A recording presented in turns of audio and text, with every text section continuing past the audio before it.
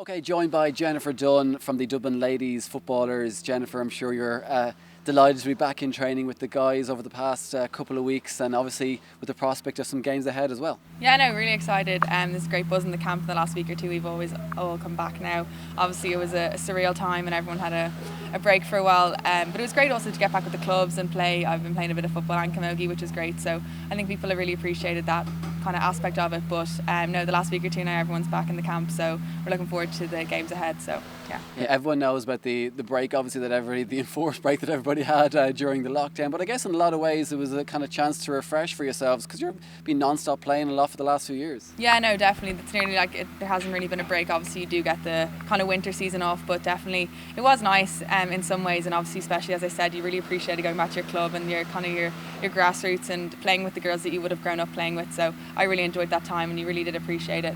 But yeah, now it's just kind of all guns blazing straight back with the county. How was lockdown for yourself? Yeah, like it was grand at the start. Obviously, we didn't know how long, and there was no light at the end of the tunnel. There was no end game really. No one really knew what was going to happen. So definitely, it was just a bit of individual training and trying to keep ticking over. Definitely, though, there was a period where I probably didn't think the prospect of this was ever going to happen. And now look at us, we're here now with the run up to a championship going to start. So no, it was, and obviously it was time to kind of reflect and just think about what you appreciate, and obviously it made me kind of really nearly appreciate the last few years winning with Dublin even more. But no, looking forward to it now, and obviously it's great that we're back.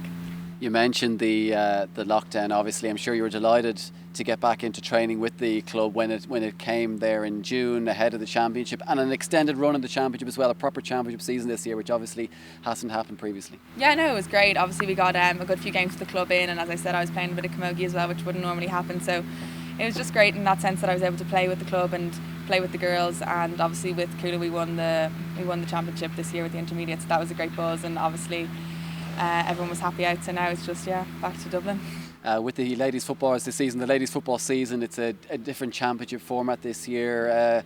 Obviously, it's kind of enforced because of with the situation it's been. But how are you looking at that? How are you assessing that heading into the new season? Yeah, no, so obviously it's 4 groups of 3, so we're looking forward to it. We've Donegal and Waterford in our group, and obviously given the kind of circumstances, as you said, that there's a shorter time frame to kind of prepare for those games.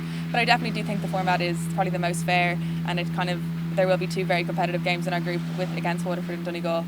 And as I said, you kind of would be hoping to, if you want to get out, you nearly need to win those 2. So no, it'll be very competitive few weeks, and definitely trying to create that culture and competitiveness in the camp as well as something that we're going to try enforce. So we're looking forward to it.